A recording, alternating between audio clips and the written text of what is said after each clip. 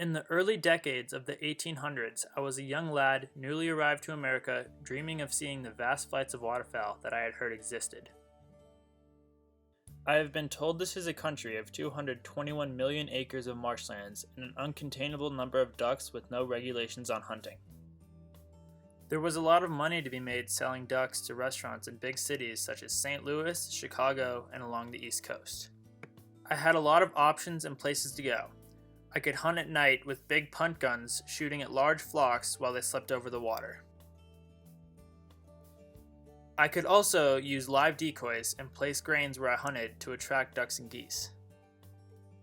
When market hunting, I could get paid as much as $1.25 for a pair of ducks I sold on the open market, and I could do this every day of the year. The most favored duck were the canvasback and mallards. On a good day, I aimed for around 100 ducks. The best places to market hunt were the Chesapeake Bay, the Illinois River, the Louisiana marshes, and this far-off place known as California. I wanted to find a good-paying job in the market industry. I met a market hunter on the East Coast who told me to go to California, where miles of wheatland was covered with geese so thick that I might have taken an oath that California was under a blanket of snow. He told me I should become a goose man. At one ranch in California, the owner hired 250 people just to shoot geese. They shot 20,000 shells in one winter alone. For the next 50 years, I hunted everywhere where the ducks lived in great concentrations. I hunted north to south, following the flight of the waterfowl. Some of my favorite places were the Dakota Territories, the eastern shore of Maryland, the Illinois River, and the lower Mississippi.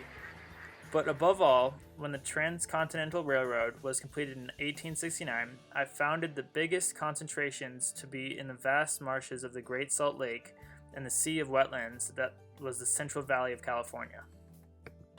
The Central Valley of California wintered tens of millions of ducks, geese, swans, and shorebirds. There were over 4 million acres of wetlands amidst a sea of grass. Ducks bred here in the summer, and in the winter they were joined by millions more coming from the prairie potholes of western Canada and this faraway place that became known in later years as Alaska. My primary means for transportation for shipping ducks was the railroads. I could buy a train ticket from New York to San Francisco for as little as $65, and it would take me 7 days to get there. As the last years of the 1800s came to a close, I was no longer seeing the enormous numbers of ducks that once acted like clouds in the sky, and lots of marshlands were now being drained. By the early 1900s, I was shocked and confused as to the disappearance of what once was the greatest hunting lands man had ever known. I learned I was not alone. Others too felt the same way that I did. I soon met John Muir, and then most importantly, our newly elected president, Theodore Roosevelt. Theodore Roosevelt had lived on the great waterfowl breeding grounds known as the Dakota Territories. He was a hunter, as I soon found out were nearly all of the people who were concerned about the demise of waterfowl. Roosevelt had a great idea: protect wetlands, and in 1903 he created the very first national wildlife refuge. This bold move was the beginning of the most exciting effort to stop the loss of wetlands and to protect waterfowl across the continent. It would take a long time. The market hunters and restaurants were against the establishment of hunting regulations, seasons, and limits. But slowly and surely, the voice of sportsmen took hold. I was proud to be among them. Along with President Roosevelt, other presidents became interested in saving waterfowl too. In the year 1900, under President McKinley, the Lacey Act was passed. This law prohibited interstate transportation of game taken in violation of state laws. Those breaking the law were subjected to a $200 fine on conviction. In 1918, Congress and the Canadian Parliament joined forces to create the Migratory Bird Treaty Act.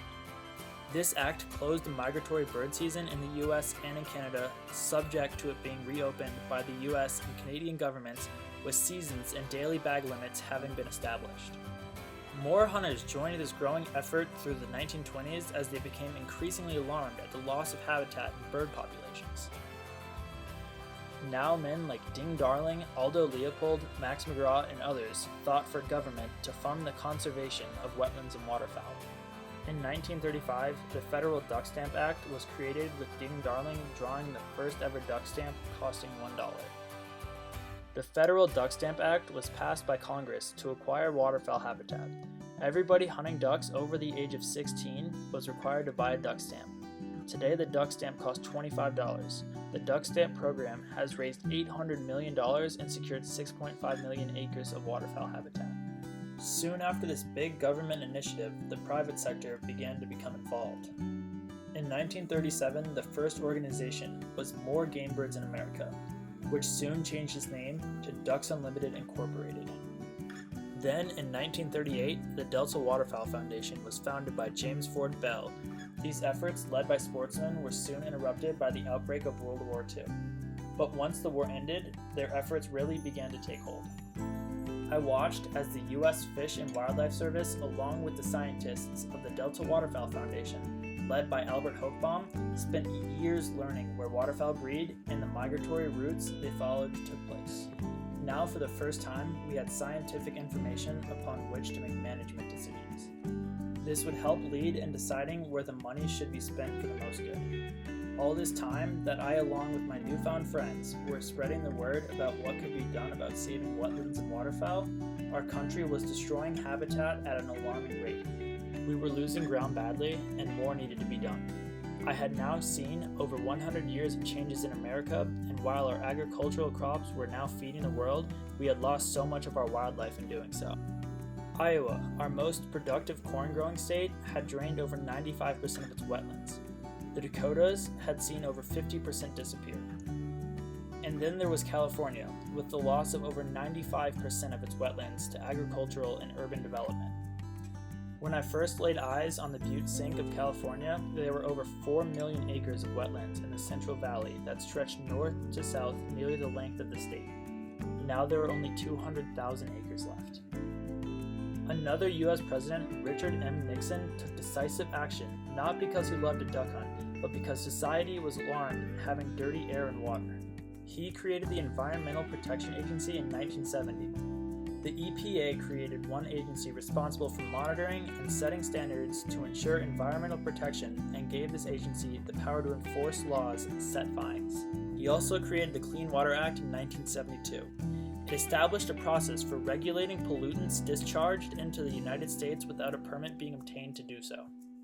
Then, following him, President Ronald Reagan led the passage in 1986 of the North American Waterfowl Management Plan. This plan was designed to provide a coordinated effort between the United States and Canada to protect habitat and is largely funded by the U.S. taxpayer.